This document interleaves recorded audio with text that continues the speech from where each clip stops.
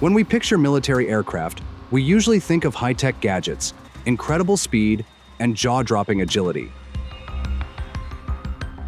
But the reality of flying these machines is a different ballgame. Even the most experienced pilots can struggle with tricky landings and unpredictable handling in some military planes. In this video, we're going to take a look at 5 US military aircraft that are known for being tough to fly. From limited visibility in the cockpit to complicated aerodynamic issues, these planes really push pilots to their limits. Let's jump into what makes each of these aircraft such a challenge.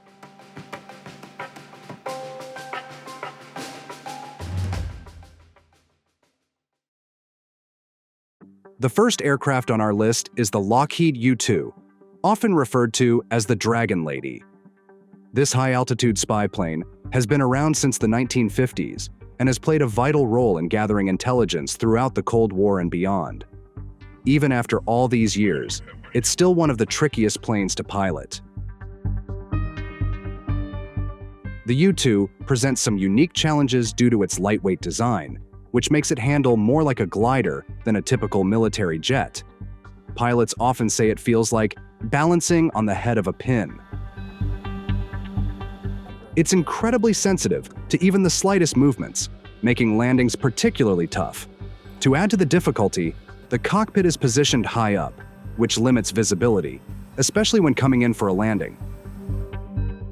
In fact, landing the U2 is so challenging that pilots rely on a chase car, driven by another pilot, who provides radio guidance during the landing process. Without this support, safely landing the U2 becomes an even greater hurdle.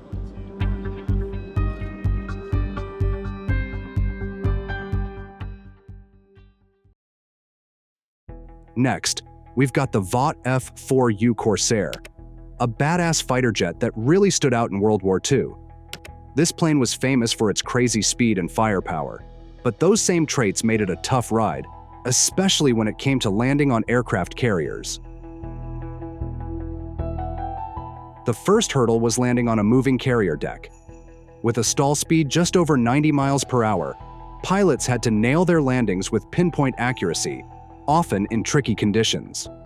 To make things even more challenging, the Corsair's cockpit was way back on the fuselage, which messed with the pilot's visibility during the approach.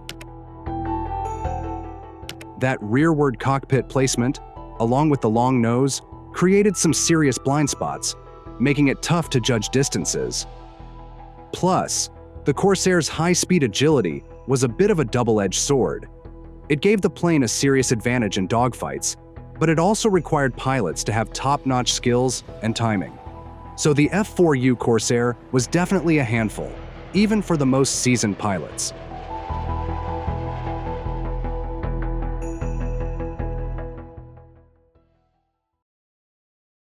In the third list, we have the F86 Sabre, which was a game-changer during the Korean War, famous for its sleek look and swept-back wings.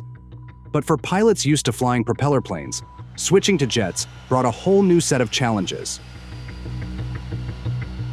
The F86 was one of the first jet fighters to use swept wings, boosting its speed and maneuverability, but also adding some tricky aerodynamic issues. Pilots had to get used to flying at much higher speeds, where G-forces really kicked in. High-speed turns and dogfights tested pilots to their limits, and handling those forces took a lot of training and skill. Plus, the F86 had a tendency to over-rotate during takeoff, which meant the nose could lift too high, risking a stall at low altitudes. This made for a pretty high accident rate, especially for less experienced pilots.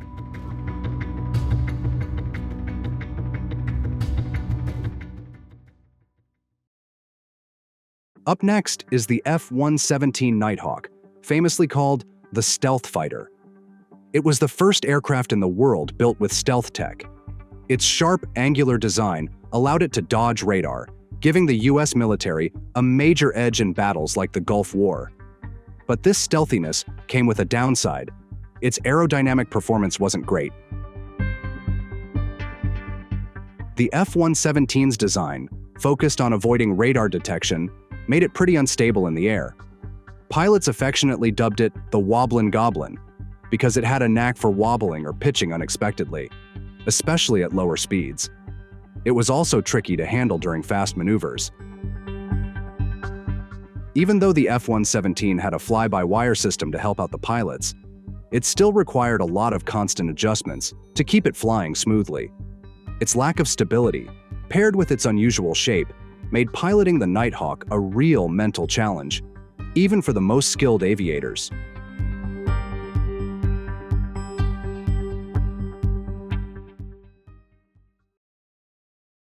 Last on the list, we come to the C-5 Galaxy, one of the largest military transport aircraft in the world. The C-5's primary mission is to transport heavy cargo over long distances, and its size is both its greatest strength and its biggest challenge. With a wingspan of almost 68 meters and a cargo area spacious enough to fit helicopters, tanks, and other large gear, the C-5's massive build can be tough to manage. The wings and engines face intense stress during takeoff and flight. Plus, keeping such a big aircraft in good shape is no small feat, and its frequent repair needs have led to it being nicknamed FRED, which stands for Freaking Ridiculous Economic Disaster. Even though it boasts unmatched power and capacity, flying and maintaining the C-5 is a logistical and technical headache that demands careful handling and ongoing upkeep, making it one of the trickiest planes to operate in the U.S. military's fleet. These 5 aircraft are not just feats of engineering. They stand as a testament to the skill and resilience of the pilots who command them. Each poses unique challenges, from tricky landings and limited visibility to unstable flight dynamics and immense size. Despite advanced technology, flying these military planes demands exceptional expertise and training. So, what are your thoughts on the challenges of piloting these complex U.S. military aircraft? That's all for today. Thank you for watching.